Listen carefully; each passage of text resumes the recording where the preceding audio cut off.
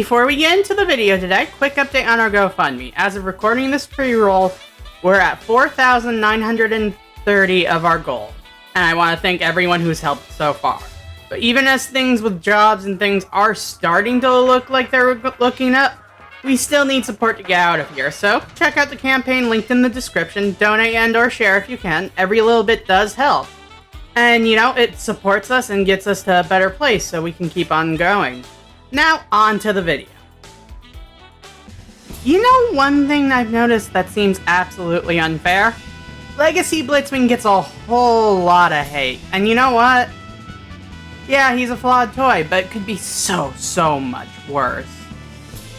Hey stars, Tiv here. And today we're talking about Transformers Legacy Blitzwing. And his immediate predecessor, or rather, moldmate of his predecessor, Titan's Return Voyager Megatron. Let's get into this, starting with Megatron. While the aesthetics seem alright at first glance, his limbs, not just the arms for transformation, but even the legs feel kind of anemic. Like, this is a Megatron that hasn't been eating his Wheaties. And the plastic colors feel a lot duller in comparison to many of his contemporaries. And heck, the eyes are the only thing that's painted on the face, which really makes him look quite washed out. And while the fusion cannon part isn't as much an issue for his Blitzwing counterpart, it being stuck on the weird Titan Master seat that have always looked janky really isn't doing him any favors either. So I suppose for articulation, while he's got a decent thigh swivel and knees, it honestly just feels off.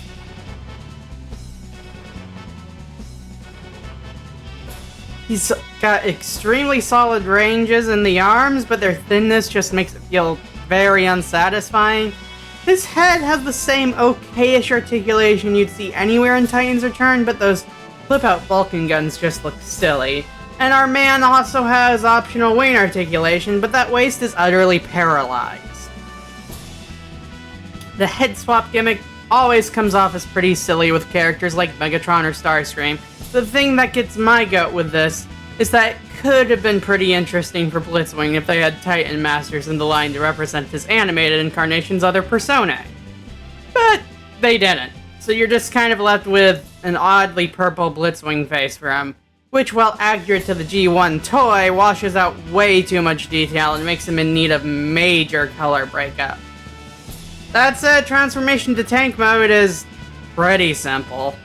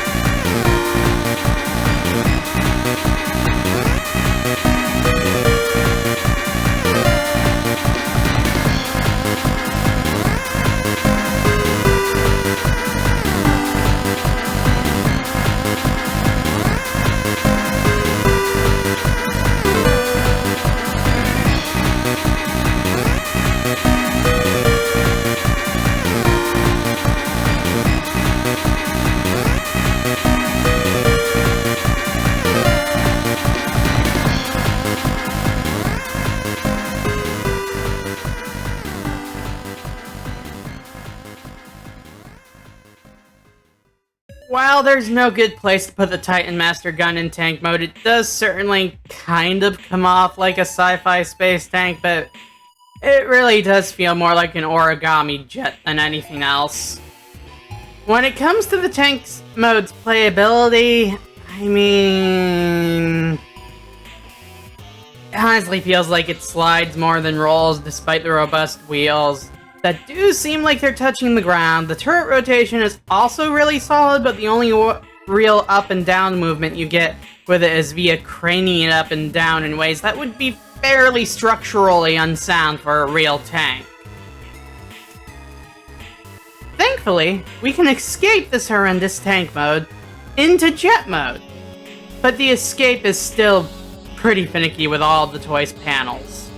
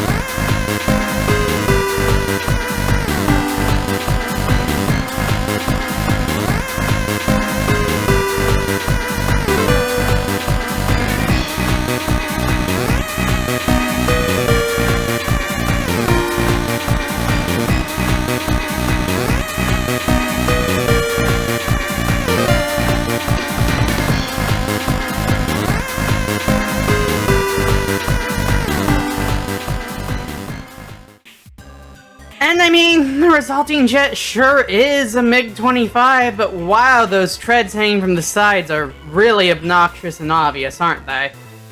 The one positive I have is that I do quite like the places you can mount the fusion cannon in this form. It has some pretty solid swoopability too, and you can kinda use the tank turret as a stand.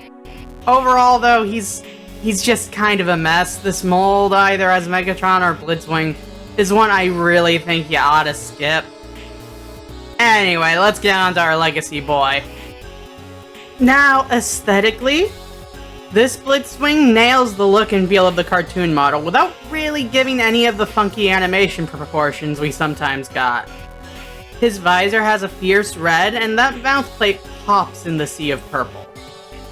His blasters and included sword give him a pretty fierce look, and I appreciate that the sword got to be painted. My only issue aesthetically is that weird seam line in his visor, but I mean, it's easy enough to ignore. And you know, when it comes to his articulation, while he doesn't have a knee swivel, he does have an ankle one, and his knee bend is extremely solid. Arm articulation is just a little limited by the fact that the pauldrons don't move, but thanks to the ankle joint and fantastic waist joint, he has a very dynamic range of poses. Hell, the waist goes all the way around pretty unimpeded even.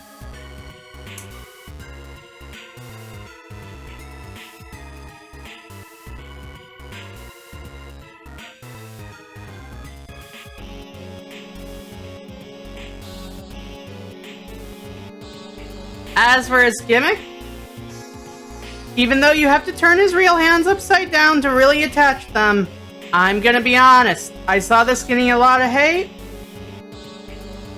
but I absolutely love the big smashing missile launching Hulk hands he has. They're just cool, and you can't convince me otherwise.